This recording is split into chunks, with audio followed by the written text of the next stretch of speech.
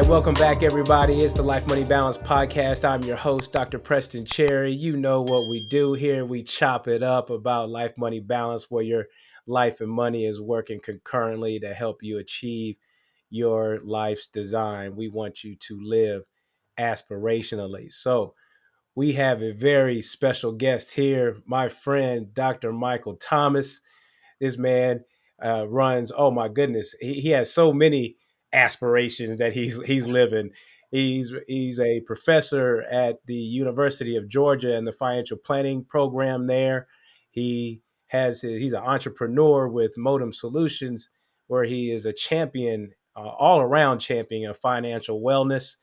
Oh, I don't know where your resume ends. Founder of Money Dogs program there at UWGB. Excuse me, I'm at UWGB, University of Georgia. Researcher, speaker, a self profound empathy connector with people, TED Talk person. So, welcome, my friend, Dr. Michael Thomas. How you doing, my friend? I am doing well, and I just wanted to give you your roses. I'm glad that you're doing the work that you're doing, and that we're chopping it up and having real conversations that meet people where they are. I think is incredibly powerful. So just thank you for having me on. Yeah, appreciate that. Appreciate that. We've known each other for a few years now, and our paths cross, and we have similar thought processes, but we're divergent in some. But this is one area as far as the show is about, crypto and decentralized finance Mhm. and the Bitcoin, blockchain, where people should have their thought processes, and how does it help them with their journey, and particularly with around financial wellness. How does it aid them in their life? So before we get to all that, I like to chop it up with people with some real talk. What are you listening to musically currently?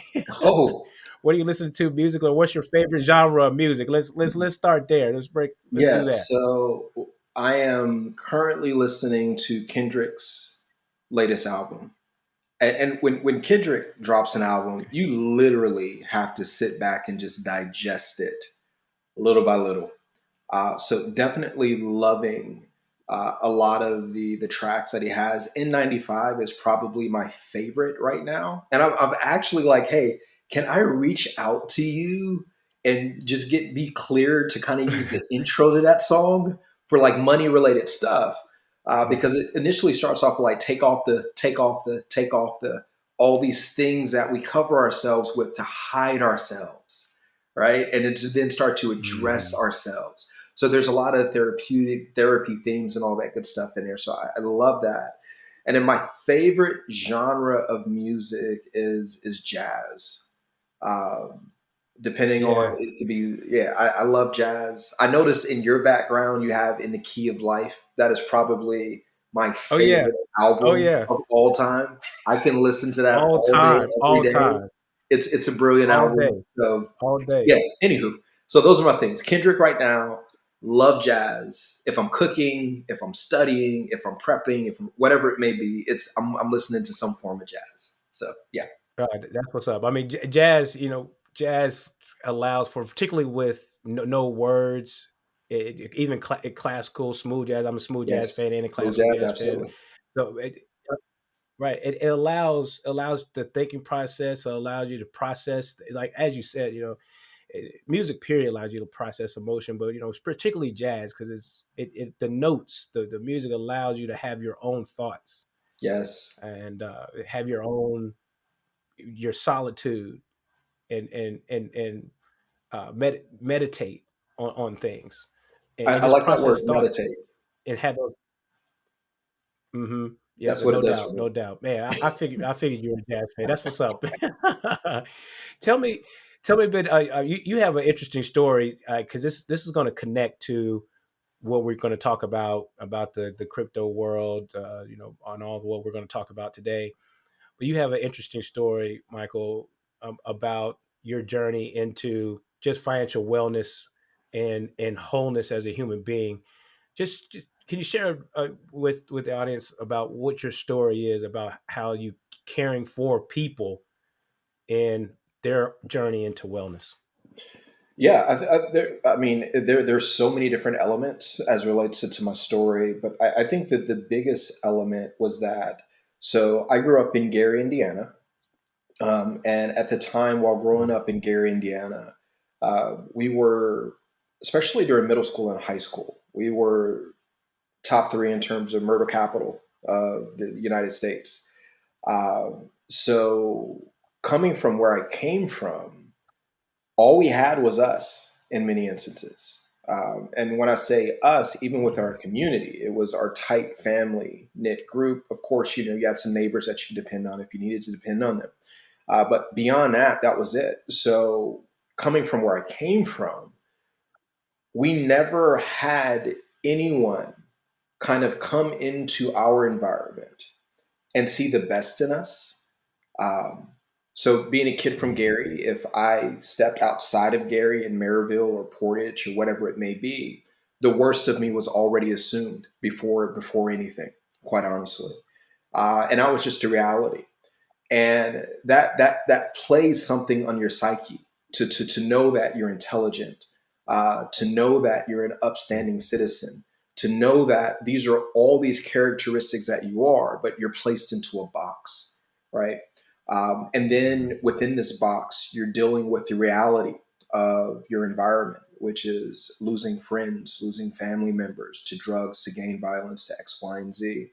And it can really start to challenge the way that you think about your own life, despite you're trying to do the right thing. So I'll be honest with you. I'm being so serious right now, Jerry.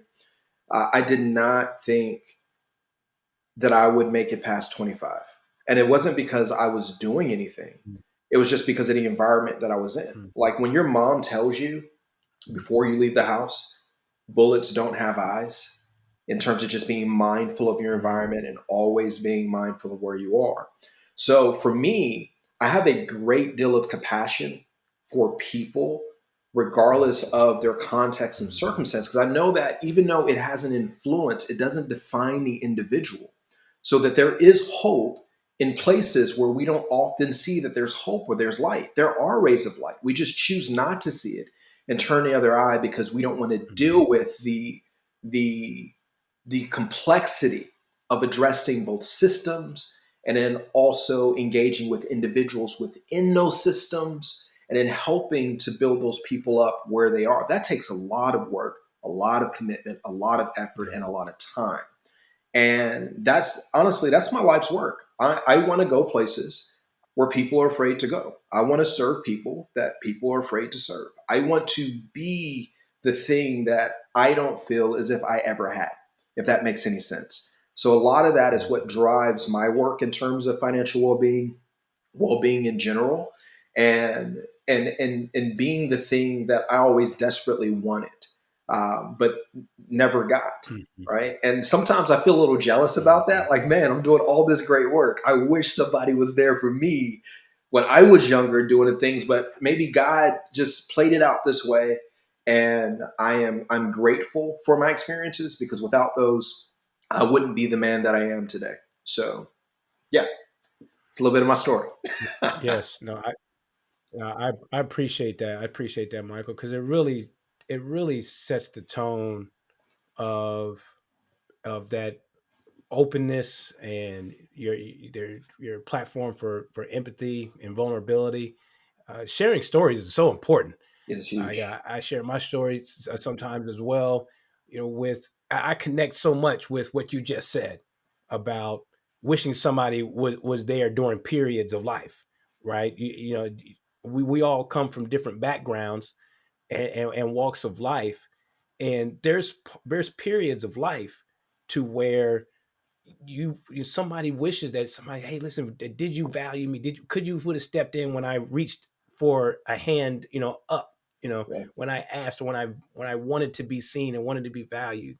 Yeah. uh, that's so important because there's a point of life that there's a moment in time to where that's so critical Yeah. to want to be seen in order to be progressed forward in your human condition journey, Absolutely. right? It's like I I, mean, I yeah. liken So this the to seasons, right? There are seasons hmm when the ground is most fertile, right, in order to sow seed. hmm And that's the same thing for a child. I think, like you were saying, like there are seasons in our lives where we're incredibly fertile, we're incredibly open to be influenced in positive ways, and are just very green, but green in a very hopeful way that goes beyond the context of the life that we're living. That we still think that something positive can happen. But what unfortunately happens when you don't have diversity of thought in those moments, it's the negative seeds that are constantly being sown, right? Even though you need something to hmm counteract those. And so I love the fact where you talk about like there's these moments in time, right? So we're talking about to this desire to want to be sown into, because sometimes that window can close, and then people can stop believing that something can be different for me, and that it is what it is, and I should just hmm listen to maybe the narrative of my family as it relates to how I experience or view the hmm world. I'm going to say something that's going to sound crazy, but growing up, my mom did not want for me to watch the Cosby Show. I don't know, barring all of the Cosby stuff, but What? her perspective Right, was right, right, was right. that that's not real. You see where I just went with that? Mm, Even her mm. perspective at that Yeah. Oh, time yeah. was that she didn't want me to develop this idea that Black people could exist in the way that they existed. Think about that, Jerry. This is crazy to think about, Mm, right? And so if you have somebody growing up in that and you're thinking that, hey, I want to do better, but then these other seeds are being sown, what's counteracting that? And a lot of times we don't mhm. have that thing that's counteracting that thing. So the work that you're doing, the work that Right. I'm doing, I think is reflective of just kind of being the change that we seek, right? And I think it's just the most powerful way to move. Yeah, totally, totally. You mentioned a couple of things, Michael, that are reoccurring here that I think it help us transition into. And thank you for sharing what you shared. It takes courage to do so. Um, and we're going to link to your fabulous TED talks that about empathy, and it is Cool. so real. And now we'll link to that in the show notes. Um, there's so caring for so when we talked about crypto, because the show's about crypto and the blockchain and DeFi and digital assets. I think the share of what you said, setting the tone for caring for people emotionally, their financial well-being, and having broad schools of thought. Those Yes. three areas are connective, right? Yes. Because broad schools of thought is important in order to introduce a new investment or new consideration like crypto digital asset. So that's one thing. And then also to introduce fundamentals of when you if you're going to allocate to search a certain area, Yeah. and then also to have the well-being of others, their well-being at front and center, because it's a lot of this information that's out there doesn't have the well-being of the folks out there.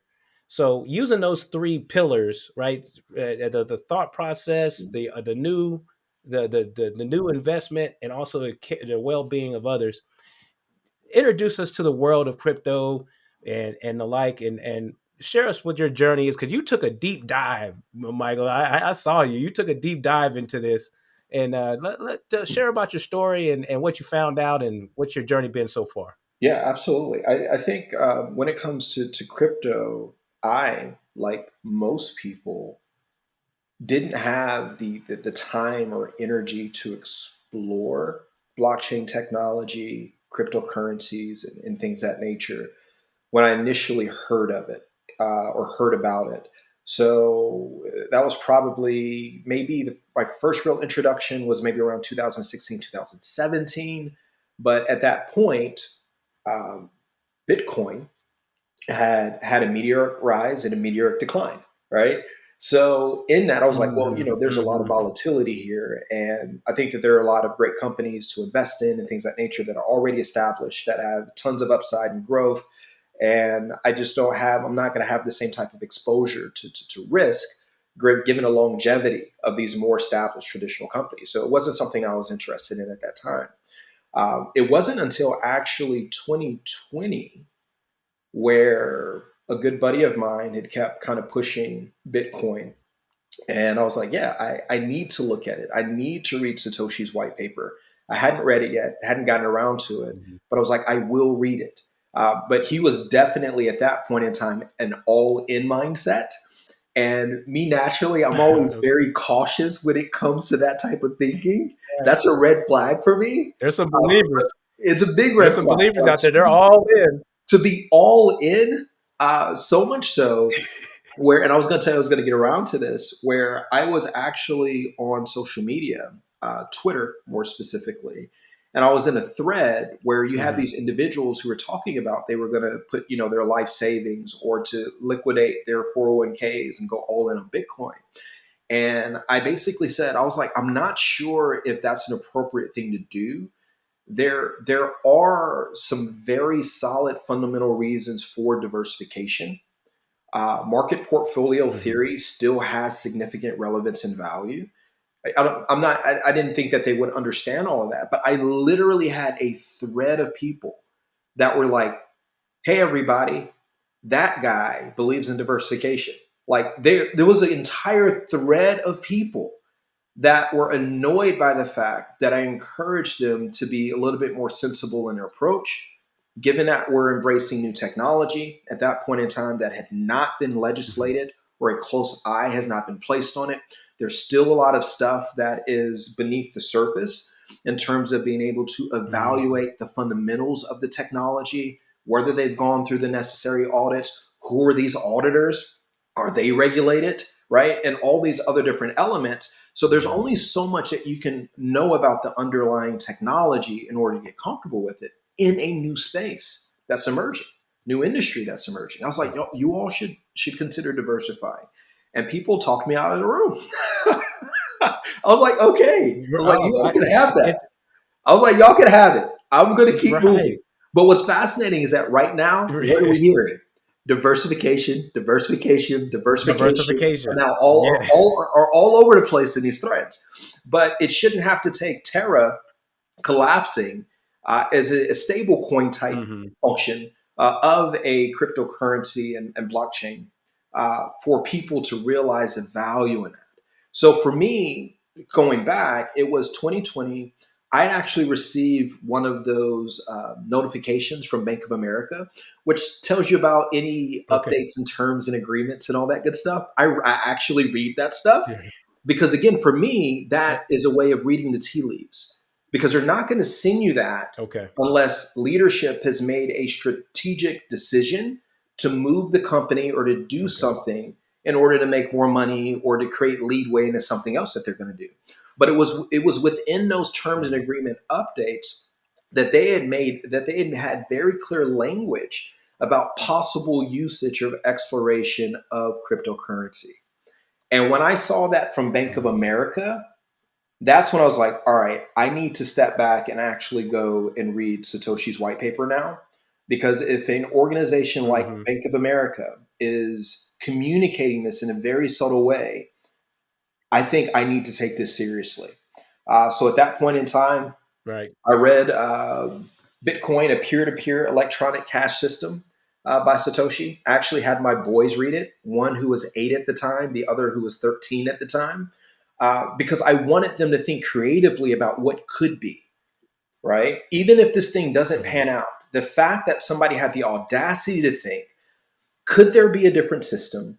And could we leverage technology and cryptography and engineering to create a Mhm. trustless system so that we are not under the power of the rule of a centralized body in the way that we transact in our everyday affairs? And where this became even more salient to me was during the Afghanistan pullout, right?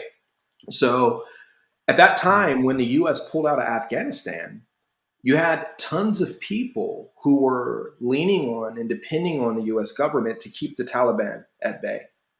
Many of those people had to Mhm. flee. We're seeing the same thing in Ukraine. They're leaving their identities, they're leaving their work history, they're leaving their education, they're leaving their property rights, they're leaving all these things that are incredibly important to them. And in understanding more about blockchain technology, what it actually does beyond the cryptocurrency piece of this is that it actually creates a way in which people can own their identity in a decentralized way so that they always have access to it wherever they go in the world.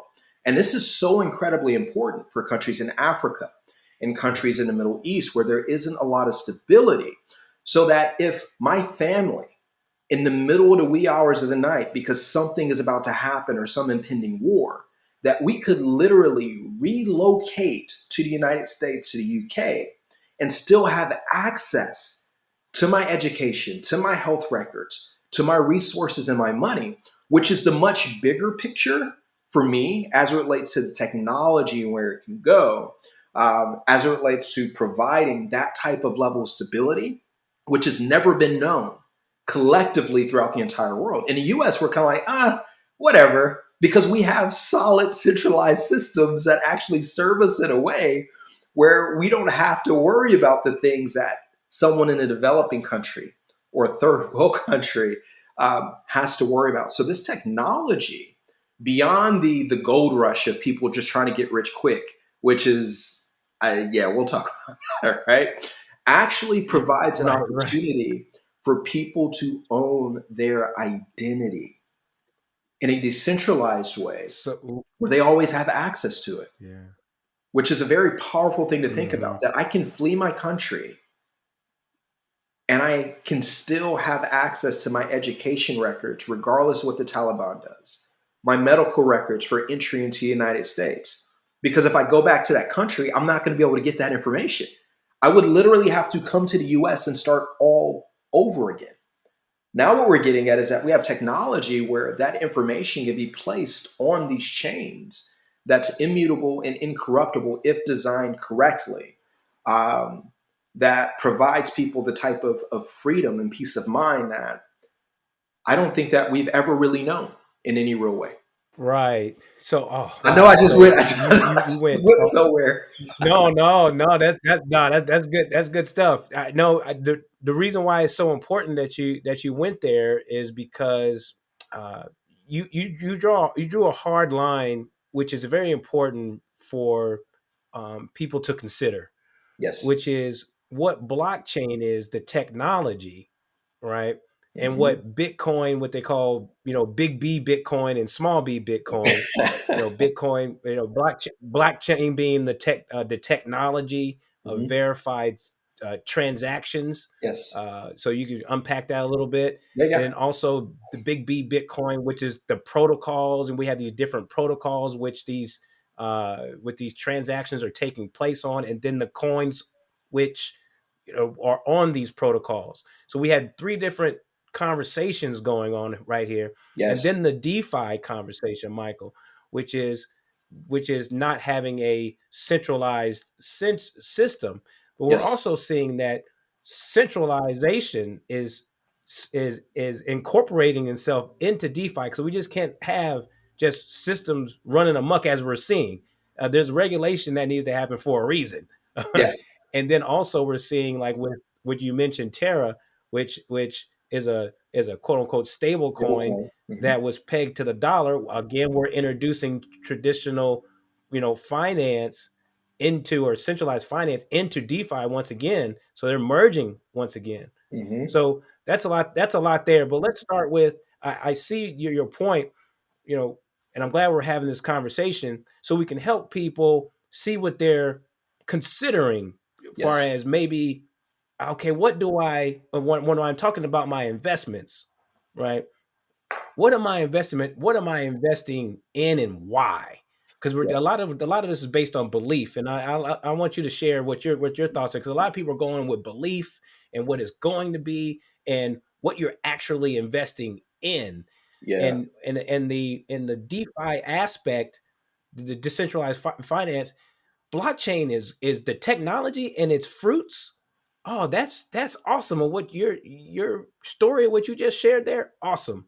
Yep. But then you start getting into the currencies and start peeling back the onion, then we start getting into, okay, this can be a little volatile. This can be. Then we start getting into what people should have takeaways about when you're talking about investing. So, Yeah. what, considering all that, what are your thoughts Well, about that? Because you're in this thing, you yeah. know. My biggest thoughts about I'm very principled in the way that I invest. So even though I started that process Okay. in early 2020, I didn't actually invest in crypto for another 6 or 7 months. Because again, for me, it isn't fear of missing out. It's, am I Mm, investing in something that I legitimately would say that I would want to have ownership in? And for me, that's very fundamental. mm, And I would rather wait to decide whether or not I would want to align myself with, and legitimately thinking about this from an ownership perspective. Do I legitimately want to own a part of a company in that way? And then what does that look like for me? Leadership, mm, strength of technology. Um, we're looking at the history. We're looking at consistency of having a roadmap and being able to fulfill the roadmap. mm, Thinking about where are the actual use cases and whether or not I can see these mm, use cases being something legitimate and something that's going to have global adoption or real adoption in the real world. For instance, we can talk about metaverse all day. Most people still are very clueless as to what that is. Preston, I was in a metaverse conference in 2021 and I posted it. Nobody liked my post. It wasn't until Mark you didn't get Zuckerberg. one like I was you. literally in You a like conference, a crypto conference in the metaverse in which I got NFTs and I shared that. Nobody liked any of my posts, right? And then Mark Zuckerberg talks about Meta and then everybody jumps on it. And I think that we have a significant Yeah. problem where people don't want to think for themselves. And this is beyond crypto. People don't want to think for Mm, themselves. People want to just follow the expert and say that, well, if this really smart person is doing it, then it must make sense. That's not how I approach this stuff. If we look at social media, Facebook, YouTube, Twitter, and all these places, you literally have people who are getting paid in some instances to promote certain coins and things of that nature, to say that it's going to the moon or X, Y, and Z, and have very shoddy reasons right. for why that's going to be the case. But they're using psychology to get people to buy into these Mhm. things. Generally, when I approach this stuff, Yes. it's I don't want to hear any of the noise. I'm not looking at anybody's opinions. I'm Mm, not looking at anybody's thoughts. I'm not searching on any of that stuff. I'm going directly to the site.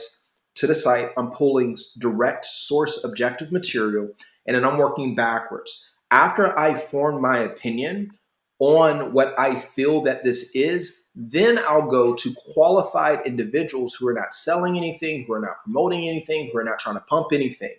That's not trying to elicit some type of emotional mhm. response in me. That's objectively either going to refute or to agree with maybe some of the arguments as to why or why I shouldn't, right? And then I start to kind of Mhm. think about, all right, well, what does this look like? What's the scalability of this? Are they actually working on cool projects and things of that nature that will cause for growth? I work my way into the back end. And I think that is a healthy way to think about investing in general. Crypto is no different necessarily from Mhm. investing in the traditional markets. There are really, really risky investments Mm, to invest in traditionally. However, you just don't jump into it simply because someone says that you can make a lot of money. And that's literally what it transpired, what was happening. Spotlight bias, meaning that we're just focusing on the few who do and the many who don't, right? But everybody feels as if I'm going to be right. the winner. Crypto is not a scratch off lottery ticket. Neither is traditional investing. It's No, not it's scratch sure off not. lottery tickets. And unfortunately, that's kind of what I've seen as the behavioral psychology of individuals who are entering in a space. They're not doing this because I want to have ownership in a legitimate product. They're doing it because, oh, I can buy this for 5 cents. And if the market cap 1,000 X's, I'll be a gazillionaire, right? Mhm. And they're just doing it on the, I'm just being honest. That's exactly what Yeah. people. Let's just keep it real. That's what people are doing. They don't Yeah, care about that's the keeping it all the quality of way the real. protocol. They don't care about X, Y, and Z. This is gambling for a lot of people right now. But individuals who are legitimate Mm-hmm. investors and are principled in the way that they invest are going to diversify, are going to go slow before they can perceive where this particular company can go fast to improve, to increase their value, and then ultimately my ownership stake in Mm-hmm. whatever the value that this thing may be. But I think a lot of this is that what we're finding is that people just don't have investment. I don't know if investment literacy is an actual thing, but what this is exposing is that people don't really understand Right, right. investing to begin with, whether it's crypto or whether it's investing otherwise. Now, there are It, some things that are being developed on some of these protocols where you can invest in diversified portfolios of crypto. That actually is coming, which I think is going to be a huge help to save people from themselves. But for me, the biggest thing is just let's just take mhm. this down to first principles. How do you how should you actually think about engaging in a sensible way in which you're just investing, generally speaking, whether it's crypto or whether it's Mhm. something otherwise, right? Because if you don't understand beta in terms of market volatility, right, that you can find on Yahoo Finance for any individual stock and how it tracks in the market, if you don't understand that, then how can I expect for someone to understand volatility as it relates to crypto relative to the S&P 500?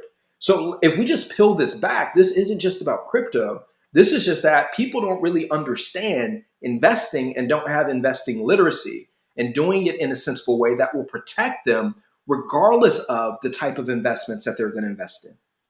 Right. And that's a great point too, and that's okay too. That's okay for to meet people where they are in their money journey, in their investing journey, in their learning about all these different aspects about money, because there's so many different aspects about money, including Yes. emotion. So when we meet people where they are and they're trying to gain better information or get better informed, the key is that this conversation is hopefully leading everyone to better understand fundamentals of Yes. investing. And I think that what I hear from you is that before we begin investing in something that we don't particularly know much about, because Yes. let's invest the time into learning and be open to accepting information about it and investigating. Because what I heard from you, even somebody that has your background, I mean, you spent the time to invest time into Yes. learning about the whole space. I mean, so investing time into learning and being open, and then also too, again, going back to the fundamentals. You know, you said that you invested because knowing your why. You're a principled investor. Do you want to own this particular asset class, so to speak? You Yep. know, because it goes back to it goes if you're a principled investor, that goes to why you would buy a company. So Yep. again, you know, I wanted to take some of the takeaways I want the audience to have from our conversations, from us chopping it up, Yep. right? Is these fundamentals, investing the time, or having a trusted person to, you know, be able to provide education in order for your consideration, right? And then Yes. also managing them. You mentioned FOMO, managing emotions, Michael. You know, Yeah. managing emotions. Uh, Preston, can I add right? something really It's like, quickly? okay, So what I'm seeing right now is that a lot of the YouTubers, because again, you and I have had conversations about this. I actually follow and yeah, study what people say and what they're articulating to their audience. And what's incredibly unfortunate is that a lot of the YouTubers who are out there right now, um, right in the midst of the all-time highs that we were experiencing with Bitcoin and some of these other different things, they were anchoring people. Let's just call it what it is. They were anchoring mm, people. They were saying that right, Bitcoin could go to $100,000. Let's just be clear here. Bitcoin facts, could go to $100,000. facts, So if Bitcoin is at 40 and you're somebody who has a million followers and you're anchoring them to $100,000, then me it being 40 and the opportunity of gaining 60 from this person who is supposed to be crypto rich, right, and has all this money and all these resources because of crypto, it would seem logical to say, let me go in at this point because there's an opportunity of $100,000 Bitcoin, right? So now what you're hearing from these individuals Right. using technical analysis, and I agree that there is something to be gleaned from technical analysis when thinking about it from investor I, sentiment in yeah. terms of market movement. I think that there's some stuff to be said there. But with these people now, they're saying, well, Hmm. you have to be smart with your money. You should have took profits and all that. But these are the same people who are telling people don't Hmm. miss the wave because Bitcoin is going to Hmm. $100,000. And yet these very people can actually go online and say, although I said this is not financial advice. If we go back to 2020, 2021 and just pull videos that people are talking about Terra Luna and other different things, they would have made it seem to someone who is just looking for someone to trust that this is a no risk, Hmm. incredibly sound. But what was that based on? So now you have these people who've lost all this money. And unlike you and I, you have these people on social media that aren't going to be sued, right? But if you're a financial planner and advisor, I could never do anything like that without actually informing you of the risks that are associated with it, because that could be a lawsuit on our end and in our space. Right. So as long as we continue to, as long as we have this space where bubbles can be created within social media and conversations around setting unrealistic anchors on what something could be, we're going to continue to have individuals who have no real solid background and understanding of investment fundamentals who want to kind of speed up their trajectory in life. And I completely get it. I was their age at one point in time, that are going to fall victim and prey to uh, these conversations that are being had that aren't being regulated, right? That are driving people to Hmm. make emotional decisions that they otherwise wouldn't have been made if they were speaking to someone who is a little bit more sensible in their approach and Hmm. methodical in the way that they evaluated something, who could explain the risk and then understand the context of that person's life to say that, hey, you don't have the capacity to take on the volatility associated with the market, Yes. right? Yes. There's a reason why we have Yes. That's what I'm financial talking. Yep. advisors, because we help prevent these things from happening. There is real value in our industry, in our space, for crypto and otherwise, that is very principled and very fundamental, but has stood the test of time. And I just don't see Right. how that's that difficult. But people want to say that we're not worth our value, or why should I pay a financial advisor X? No, we are. Well, you know, I bet coaches, you want right? one now. Educators, right? Yep, advisors, planners, right? It's Just having that principled, uh, people first at all times, huge. viewpoint in order to have a balanced approach to what we are, uh, how we are going about our life, money, and our investment journey. Yes, and you mentioned capacity too. Do you have the capacity to Do you take have the on risk capacity? in an emerging class?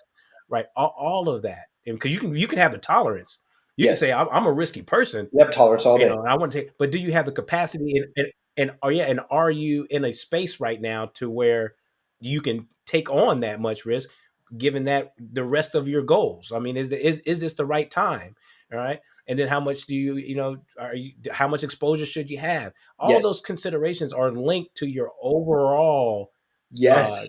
concept of where you want to go in your life. So Yes. it's very, very important there. So, So Dr. Jerry, so that's what I'm getting at here, Preston, is that fundamentally the way that we think about and engage in this process, we want to say that, crypto is this other thing and you have traditional investments. I just look at it as a part of the whole.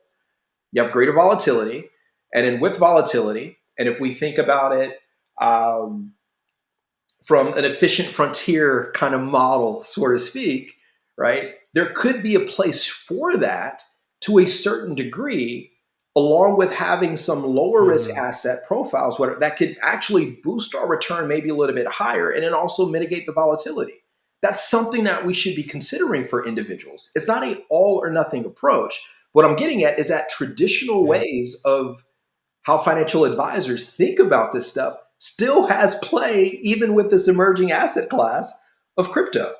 And we should be thinking about that, thinking Yep. about it that way, so that when individuals are considering this, they should say that, you know what, I should go talk to a financial advisor about how I should consider the incorporation of crypto, understanding the volatility of it, and then understanding all the things that you just mentioned in terms of how we can make this work, but in a sensible way. That's all I'm saying. Right. No Right, different right, to for me. sure, for sure. Well, man, Michael, man, listen, we have covered the gamut. I'm hoping that people were able to listen to our conversation, and because we covered a lot, Yeah, particularly a lot. You mentioned something about noise, and I hope that this conversation, Michael, the way we chopped it up, helped calm some of the noise and help people investigate, yeah, their relationship to this crypto path and their own overall path. I mean, this is what we're talking about here. Because we kept it real. I mean, no, yes. no doubt. And this is only the introduction of this conversation, That's but it. at least we hope. Yeah, yeah, yeah. I'm hoping that this helped a little bit. Can I add What one are some thing? of the what would be that one thing that you seem like you got something, Yeah, I but have the one before we thing. close, what's that one thing that you want to say? I want to be very clear here. I want to be very explicit. Yes. Yes, I do invest in certain cryptocurrencies. Any cryptocurrencies that I've invested in, I've taken at least 2 to 3 months to thoroughly explore it and others like it before making a decision to invest in it.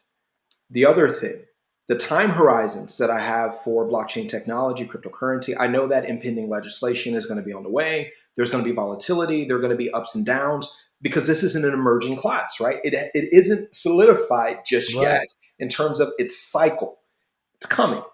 So I'm looking at this from a 10-year to 15-year time horizon, even longer than that, in terms of seeing if this materializes to anything that I think that it might materialize into. Last thing, everybody says, Mm. hey, I would love to have the opportunity to invest in the primary markets like a venture capitalist or an angel investor. Let's be very clear about these individuals who engage in a space. They don't go all in on one company that's in its early phases or in infancy. They typically will spread out their resources over 10 or 15 companies, and then maybe three actually make it. Even individuals in that space know better not to put all of their money in one basket, even if there was one that was incredibly promising. There's system risks, there are other risks that we just don't know that could ultimately impact that investment, right? So, regardless of how high on a hog, so to speak, you may be on maybe one particular investment, whether in crypto or even in the traditional markets, it is still worth diversifying your positions to protect yourself against risk as it relates to that entity because we just don't know. So, long time horizon, diversification, and incapacity. Yeah, the markets are down right Mhm. now. Yeah. However, the reason why I'm able to absorb it is because one, I live beneath my means. I have an emergency fund. So if I have a financial shock, we can just rearrange things before we tap into our emergency fund, right? My wife and I have solid Mhm. positions and work things of that nature. So my capacity for risk is different from someone who doesn't have an emergency fund, who doesn't have financial stability, so on and so forth. So it is perfectly okay if you're unable to engage in it, even though you want to, because you haven't developed the capacity yet. I want you to step back, and I want you to know that that is perfectly okay.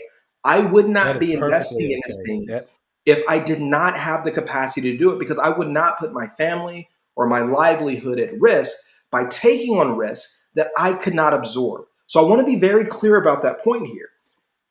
When people are Mhm. jumping in and they're staying in, Yeah. it isn't just because.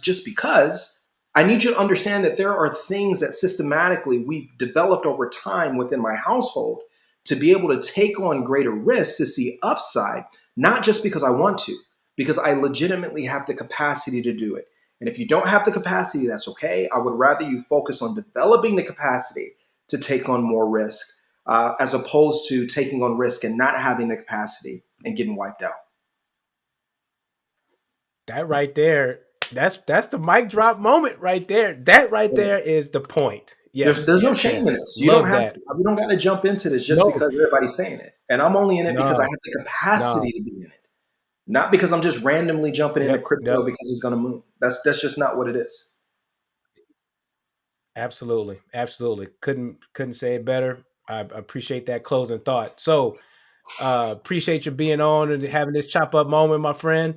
I appreciate you. Where can everybody find you on across social media and your company?